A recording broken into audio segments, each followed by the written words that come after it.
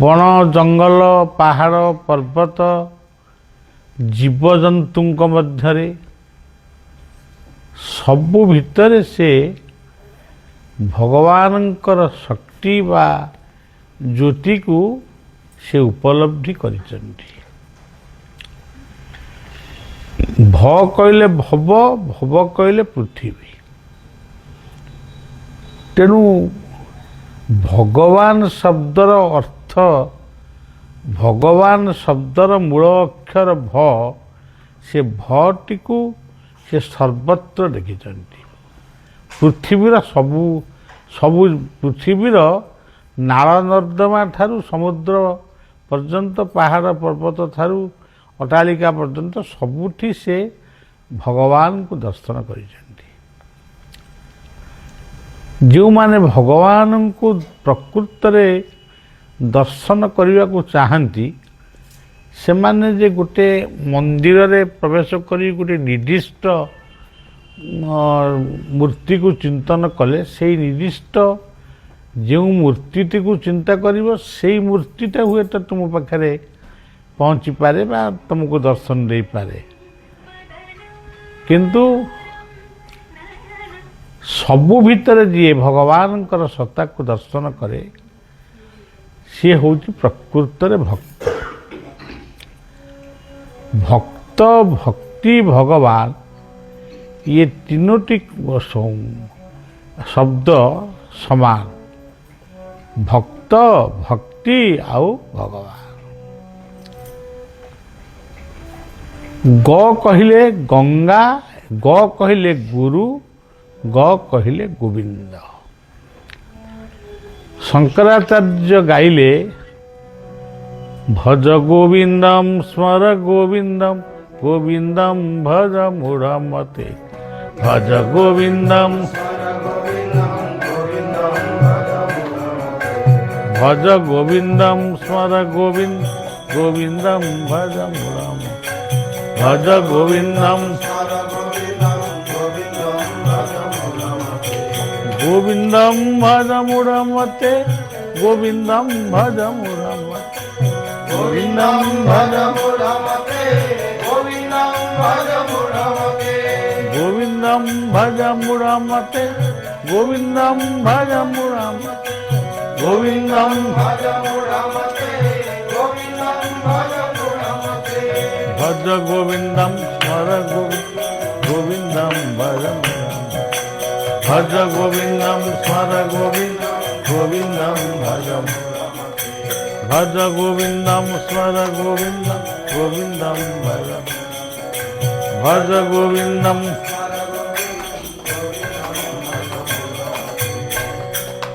ଆମର ଭାଗବତରେ ଆମେ ଭାଗବତ ପଢ଼ି ସାରିଲା ପରେ ଆମେ ଗୋଟିଏ ଭାଗବତର କେତୋଟି ପଂକ୍ତି ସମସ୍ତେ ପଢ଼। ଗୋବିନ୍ଦ ଗୋବିନ୍ଦ ଗୋବିନ୍ଦ ପଦୁ ଗଳୁଛି, ସେ ମକରନ୍ଦ ପାନ କରି,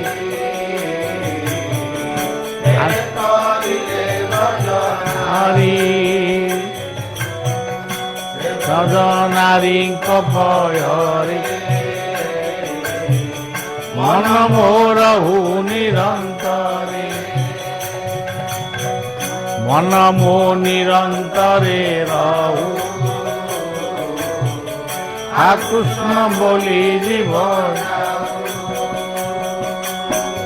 ହା କୃଷ୍ଣ ବୋଲି ଯାଉ, ମୋତେ ଉଦ୍ଧାର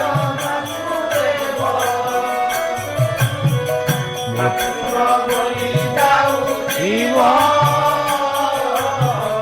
ମୋତେ ଉଦ୍ଧାର ବାସୁଦେବ।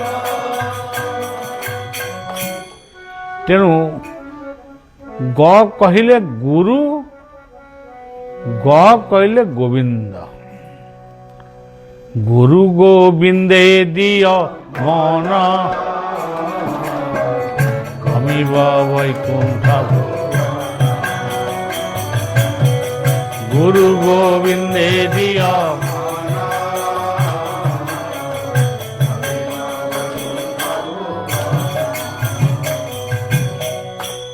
जीवन रे दुख आसीबो, निंदा आसीबो, जीवन रे सुख आसीबो, प्रशंसा आसीबो।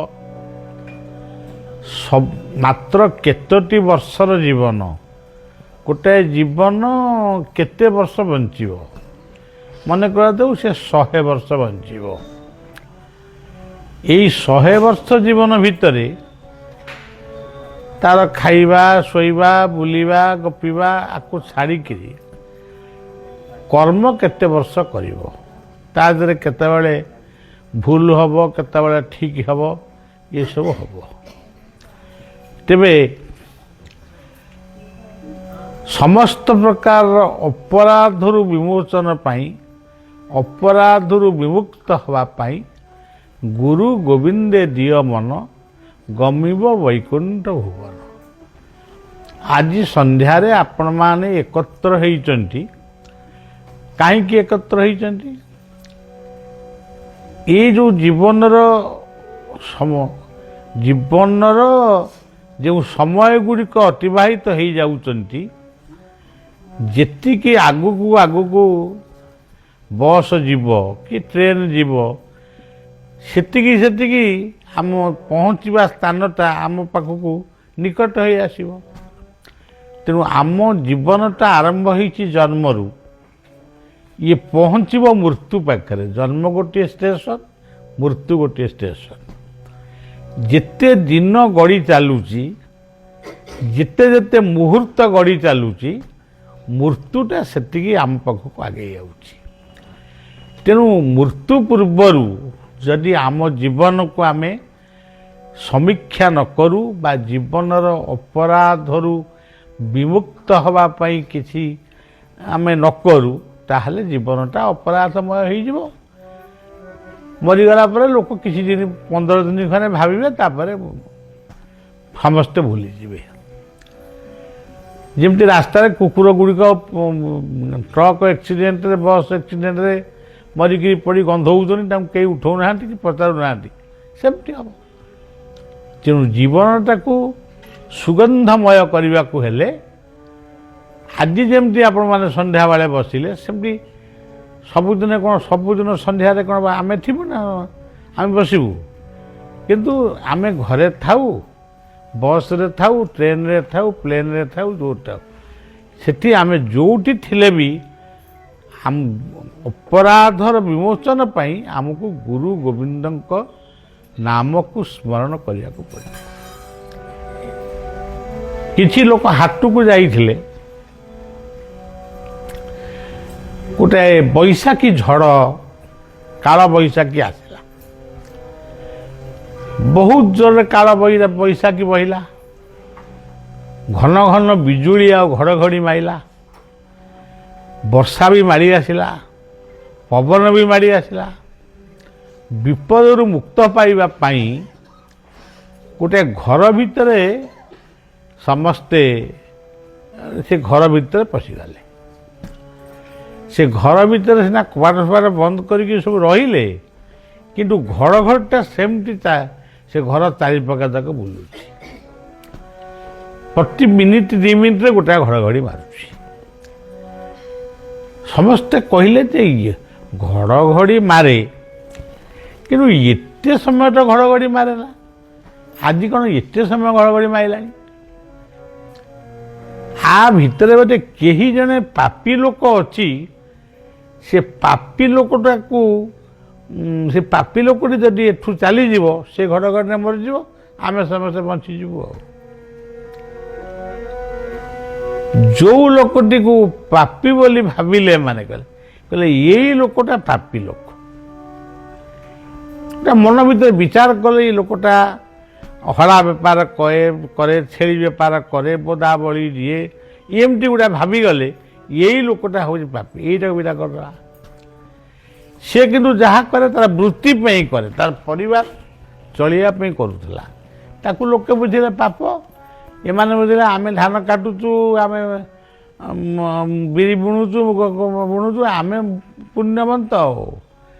से लोकटी को जिते घर भीतर धक्का मारी विदा करदे, से कहूँ भाई मु पापी नुहे, ମୋ ମନରେ କିଛି ପାପ ନାହିଁ। ମନ ଜାଣେ ପାପ, ମା ଜାଣେ ବାପ। ମୋ ମନରେ କିଛି ପାପ ନାହିଁ। ମୁଁ ଯେଉଁ ପାପ କରିଛି ବୋଲି ଭାବୁଛନ୍ତି ମୋର ପ୍ରତିପୋଷଣ ପାଇଁ, ମୋର ପରିବାର ପ୍ରତିପୋଷଣ ପାଇଁ ମୁଁ ଯାହା କରୁଛି, କିନ୍ତୁ ପ୍ରକୃତରେ ମୁଁ କିଛି ପାପ କରୁନି। ତାକୁ ଜବରଦସ୍ତ ବାହାର କରିଦେଲେ, କହିଲେ ତୋ କଥା କିଏ ଶୁଣିବ, ତୁ ଗଲେ ଆମେ ରକ୍ଷା ପାଇବୁ। ଯେମିତି ସେ ଦୁଆର ମୁହଁରୁ ସେ ଯାଇଛି, ସେ ଲୋକଟି କହିଲା ମୋତେ ବିଦା କରିଦେଉଛନ୍ତି, କିନ୍ତୁ ଆପଣମାନେ ବର୍ତ୍ତମାନ ବିପଦରେ ପଡ଼ିବେ, ମୋ କଥାକୁ ମାନନ୍ତୁ। ସେ ମଳି ମୁକୁଣ୍ଡିଆ ଲୋକଟି, କିନ୍ତୁ ସେ ତାର ଦିବ୍ୟ ଦୃଷ୍ଟିରେ ସେ ଦେଖିପାରୁଛି ଯେ ମୁଁ ପ୍ରକୃତ ଗୋଟାଏ ଦଳ ଆମେ ଘର ଭିତରେ ବହିଛୁ, କିନ୍ତୁ ମୁଁ ହିଁ ଏକମାତ୍ର ସତ୍ୟ ରାସ୍ତାରେ ଅଛି। ଏମାନେ ସମସ୍ତେ ଅସତ୍ୟ। କିଏ ମିଛ କହୁଛି, କିଏ ଟାଉଟରି କରୁଛି, କିଏ ପରତଣ୍ଟି ଚିପୁଛି, କିଏ କାହା ଘର ଭାଙ୍ଗୁଛି, ଏଇସବୁ କହୁଛନ୍ତି।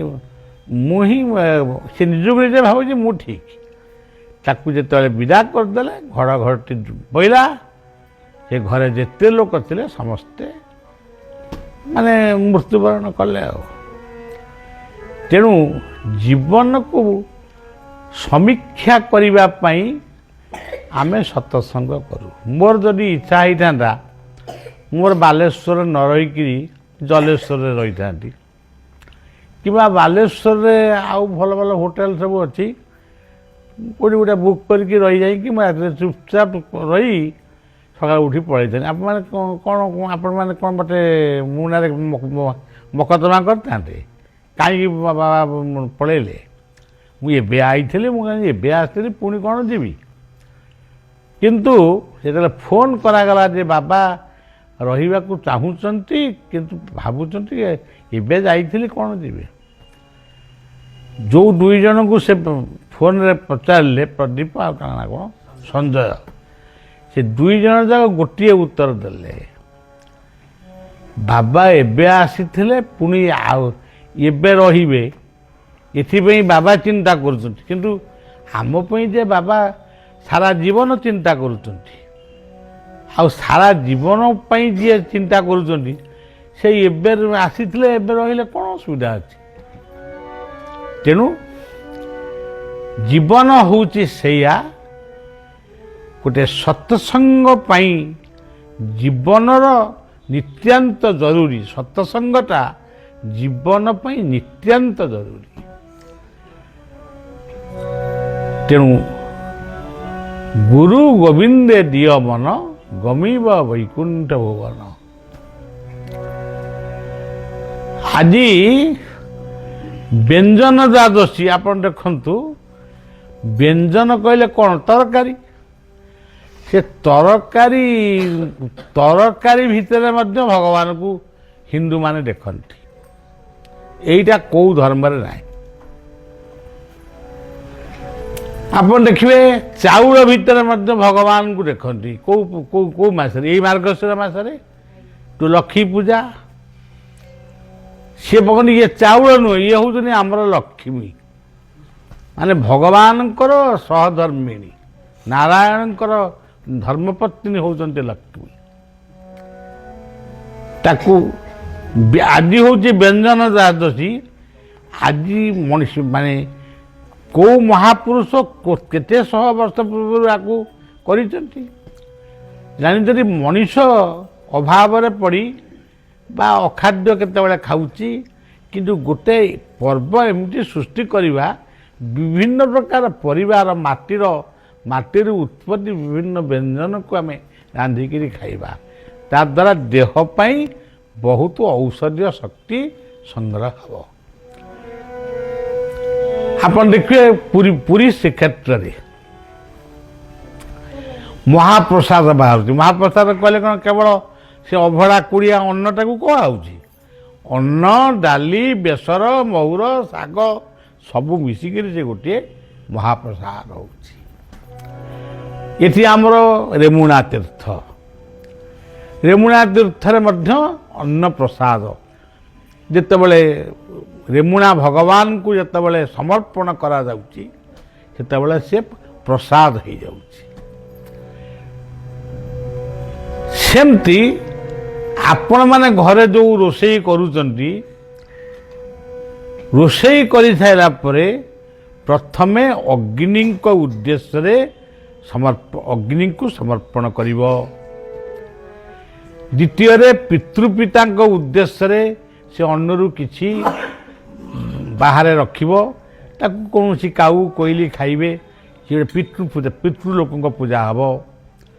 ତୃତୀୟରେ ଯଦି ଅତିଥି ବା ଅଭ୍ୟାଗତ କିଏ ଯାଇ ଆସି ପହଞ୍ଚେ, ତାଙ୍କୁ ଯଦି ସେବା କଲ ତାହେଲେ ସେ ନାରାୟଣଙ୍କ ସେବା ସହିତ ସମାନ।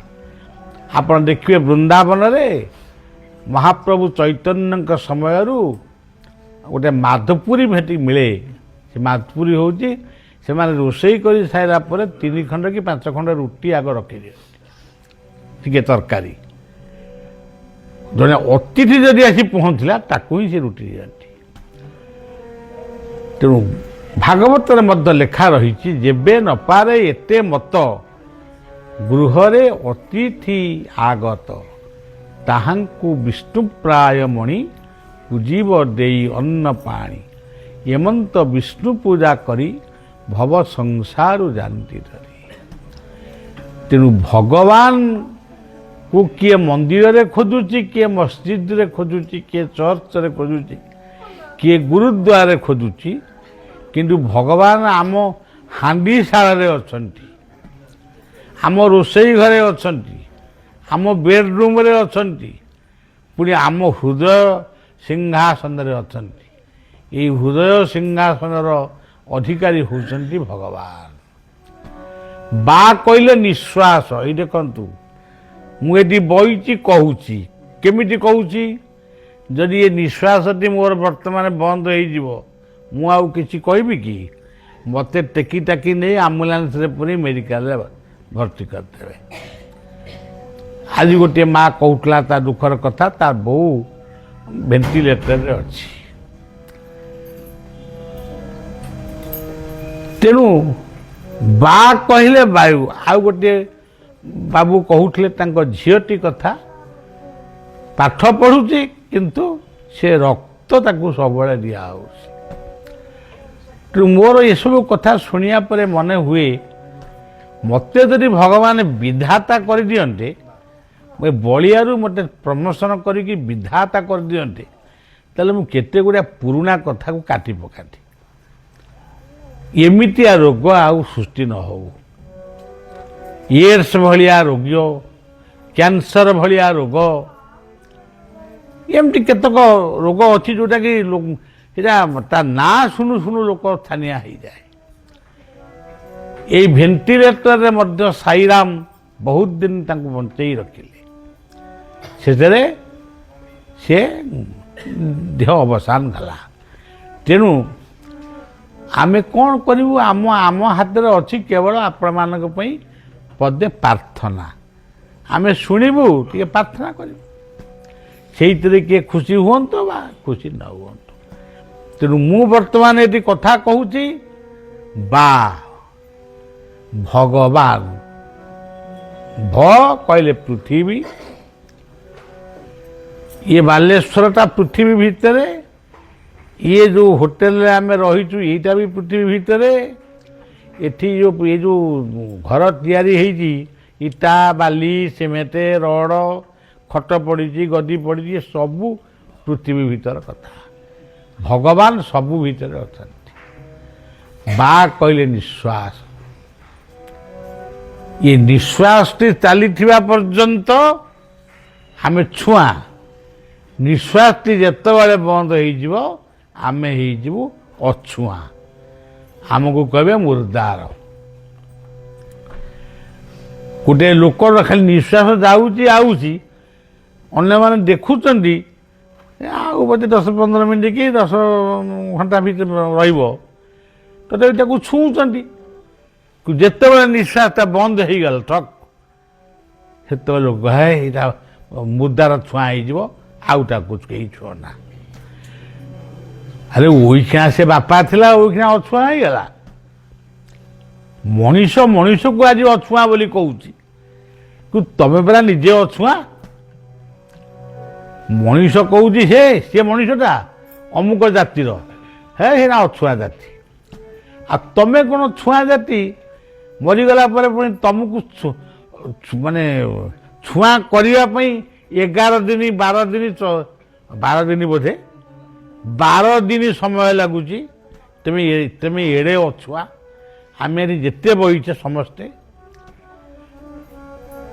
ଛୁଇଁବେ ନାହିଁ ତୋତେ ବୋଲିବେ ମଡ଼ା ଛଖଣ୍ଡି କାଠ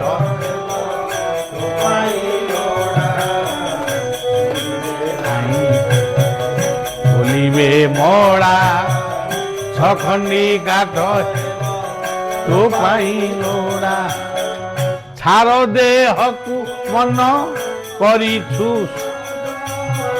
ଛନ୍ଦ କପଟ ଗୋବିନ୍ଦ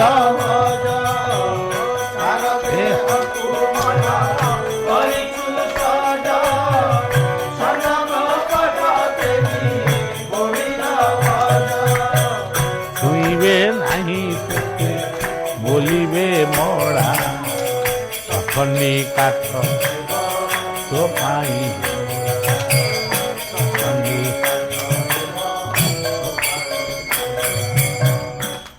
ଏମିତି ଗୋଟେ ମଣିଷ ଯେ ତୁ ଏତେ ମୋଟା ହେଇଛୁ, ଏତେ ନିଶ ରଖିଛୁ, ଏତେ ଦାଢ଼ି, ଏତେ ଜଟା, ଏତେ ବାଳ, ଏତେ କଥା, ଏତେ 1000 ଟଙ୍କାର 3000 ଟଙ୍କାର ପୋଷାକ ପିନ୍ଧୁଛୁ, କିନ୍ତୁ 6 ଖଣ୍ଡି କାଠରେ ତୁ ପୋଡ଼ିଯିବୁ।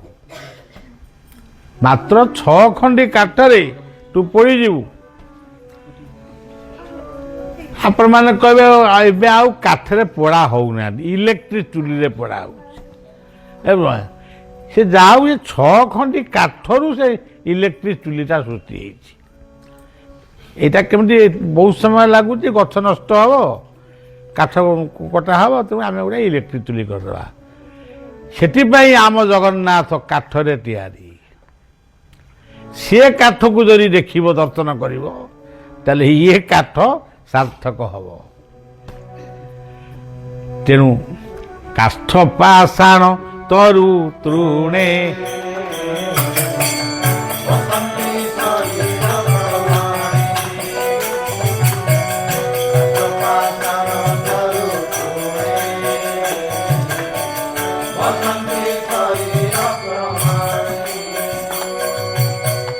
ଆମ କାଳିଆ କାଠରେ ତିଆରି,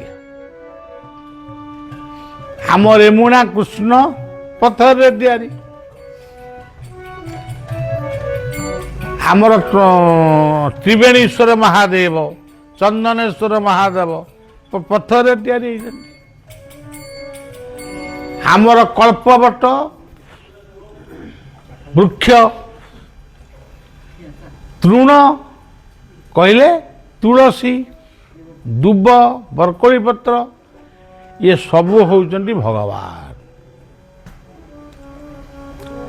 ତେଣୁ ଆମେ ଯେଉଁ ଭଗବାନ ଭଗବାନ ବୋଲି କହୁଛୁ, ପ୍ରକୃତରେ ଭଗବାନଙ୍କ ମୂର୍ତ୍ତିଟାକୁ ଆମେ ଚିହ୍ନିଛୁ, କିନ୍ତୁ ଭଗବାନ ବୋଲି କିଏ କେଉଁଠି ଅଛନ୍ତି ତାକୁ ଏପର୍ଯ୍ୟନ୍ତ ଖୋଜିକି ପାଉନୁ। ଆଉ ନ କହିଲେ ନମସ୍କାର କର, ତାଙ୍କର କିଛି ଆବଶ୍ୟକ ନାହିଁ। ତମେ ଫୁଲ ଫଳ ଯାହା ବହୁତ ଜିନିଷ ଦେଇପାରିବ, ତମ ପାଖରେ ବହୁତ ଟଙ୍କା ଅଛି, ତୁମେ ଫଳ ଦେଇପାରିବ, କ୍ଷୀରି ଦେଇପାରିବ, ଖେଚୁଡ଼ି ଦେଇପାରିବ, ଆଉ କ'ଣ ସବୁ କେତେ କଥା ପଲଉ କରି ଦେଇପାରିବ, ସବୁ ଦେଇପାରିବ। କିନ୍ତୁ ସବୁଠାରୁ ସବୁବେଳେ ମନେ ରଖିବେ, ଏ 2 ହାତକୁ ଯୋଡ଼ି ଟିକେ ନମସ୍କାର କରିବେ ପ୍ରଭୁଙ୍କୁ।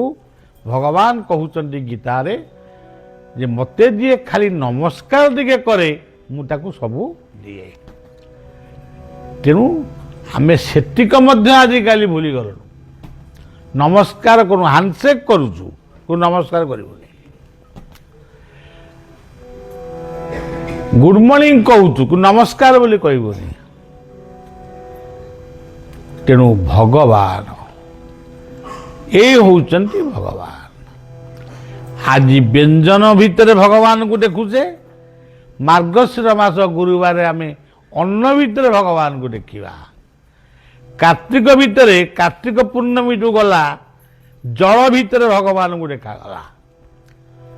କାରଣ କାର୍ତ୍ତିକ ବୁଡ଼ ସକାଳୁ ସକାଳୁ ବୁଡ଼ ପକେଇକିରି ଆସିକିରି ଲୋକ ଠାକୁର ଦର୍ଶନ କରନ୍ତି।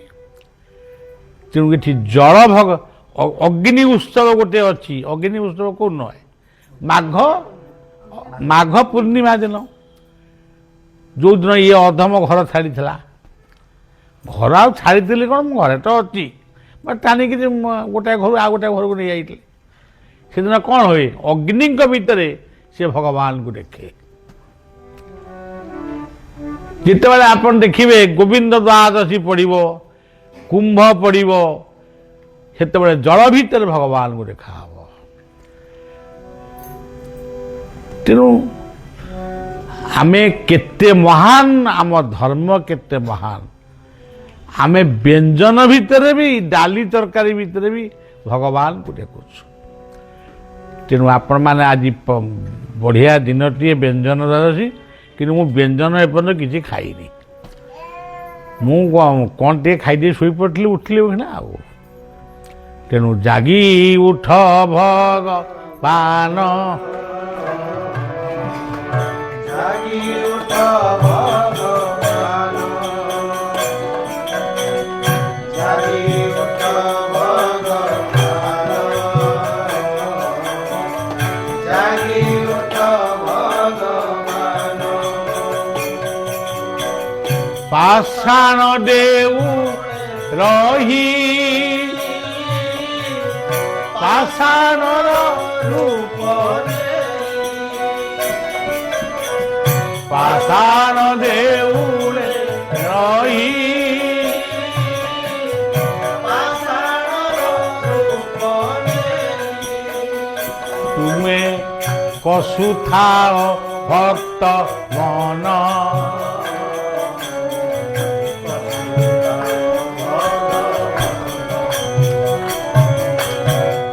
ଜାଗି ଉଠ ଭଗବାନ।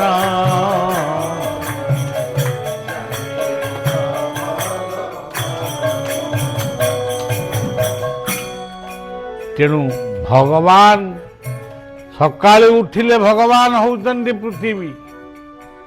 ପୃଥିବୀଙ୍କୁ ମନ ଭିତରେ ନମସ୍କାର କରିବ। ତାପରେ ଜଳ ବ୍ୟବହାର କଲାବେଳେ ଗଙ୍ଗାଙ୍କୁ ସ୍ମରଣ କରି ଜଳ ବ୍ୟବହାର କରିବ। ସୂର୍ଯ୍ୟଙ୍କୁ ନମସ୍କାର ଟିକେ କରିବ। ସନ୍ଧ୍ୟାରେ ଚନ୍ଦ୍ରମାଙ୍କୁ ଟିକେ ନମସ୍କାର କରିବ। ସମୁଦ୍ର କୂଳରେ ଯଦି ପହଞ୍ଚିବ, ସମୁଦ୍ରଙ୍କୁ ଭଗବାନଙ୍କ ସ୍ୱରୂପରେ ପ୍ରଣାମ ଜଣାଇବ। ଏଇଭଳି ହଉ ହଉ କର୍ମମୟ ଜୀବନ କେତେବେଳେ ଅବସାନ ଘଟିବ, ଆମେ ପୁଣି ଚିରଦିନ ପାଇଁ ଦୁନିଆରୁ ବିଦାୟ ନେବା। ଆମକୁ କେଉଁ ଇତିହାସରେ କେଉଁ ଆମ ନାଁ ଲେଖା ରହିବ ନା, ଆମ ଯେଉଁମାନେ ସଂଗ୍ରାମୀ ଲୋକ ଦୁନିଆରୁ ଚାଲି ଯାଇଛନ୍ତି ତାଙ୍କ ଇତିହାସ ପିଲାମାନେ ଆମର ପଢ଼ିକି ଜାଣୁଛନ୍ତି। କିନ୍ତୁ ଆମେ ଯେତେବେଳେ ଜାଣିବୁ, ଆମ ଇତିହାସ କିଏ ପଢ଼ିବ? ଆମ ପୁଅମାନେ ଗୋଟିଏ ବର୍ଷ ପର୍ଯ୍ୟନ୍ତ ପାଳିବେ, ତାପରେ ଶ୍ରାଦ୍ଧ ଯେଉଁ ତାକୁ ବି ଲୋକ ଭୁଲିଗଲେଣି। ଶ୍ରାଦ୍ଧ ଦିନ ଟିକେ ମନେ ପକାଇବେ। ଆମ ଧର୍ମରେ କିଛି ଲୋକ ଅଛନ୍ତି, ସେ ଶ୍ରାଦ୍ଧ ଭୁଲ, ପିଣ୍ଡ ଭୁଲ, ଶୁଦ୍ଧ ଭୁଲ, କେବଳ ସେଇମାନେ ହେଉଛନ୍ତି ଠିକ୍, ଆଉ ସବୁ ଭୁଲ। ତେଣୁ ଇଏ ହେଉଛି ପବିତ୍ର ଧର୍ମ। ଇଏ ପବିତ୍ର ଧର୍ମରେ ଯିଏ ଅନ୍ନ ଭିତରେ, ବ୍ୟଞ୍ଜନ ଭିତରେ, ଆଉ ଅନ୍ନ ବ୍ୟଞ୍ଜନ ପର୍ବପର୍ବାଣୀ, ମାନେ ପାଣି ଭିତରେ, ନିଆଁ ଭିତରେ, ଭାତ ଭିତରେ, ଡାଲି ଭିତରେ ଭଗବାନଙ୍କୁ ଦେଖିପାରନ୍ତି। ଏତେ ଅଛୁଆଁ କେମିତି ହେଇଯାଉଛ, କରିଦେଉଛ, ଇଏ ତୁଳସୀ ଗଛକୁ ଫୋପାଡ଼ି ଦିଅ, ସେ ଅମୁକ ଗଛକୁ ଇଏ କରିଦିଅ, କାହିଁକି? ସେଟା କିଛି ମାନିବନି। ଯିଏ କହୁଛନ୍ତି ଯଦି କହିବେ, ମୋ ସାଙ୍ଗରେ ଫୋନ୍ରେ ଟିକେ କଥାବାର୍ତ୍ତା କରେଇଦେବ। ମୁଁ ଯଦି ହାରିଯିବି, ମୁଁ ତ ଆଗେ ତାଙ୍କ ଶିଷ୍ୟ ହେବି, ଆଉ ସିଏ କ'ଣ ଆଉ ତୁମକୁ କ'ଣ ଶିଷ୍ୟ କରିବି? ଆଉ ଯଦି ବେତନଟା ଯୁକ୍ତି କରିବେ, ଆଉ କ'ଣ କରିବେ? ଆଉ କିଛି ନାହିଁ। ଆଉ ଆମେ ହେ ତାଙ୍କ କଥା ଦୁଇ ଚଟକଣା ପକାଇବେ, ଆଉ ସମ୍ଭାଳି ପାରିବୁନି। ତେଣୁ ସେଇ ଭଗବାନଙ୍କ ଉପରେ ବିଶ୍ୱାସ ରଖି ଜୀବନକୁ ପବିତ୍ରମୟ କର। ତୁମରି ଭିତରେ ଭଗବାନ ଅଛନ୍ତି, ତାଙ୍କୁ ଜଗାଅ। জাগি উঠ ভগ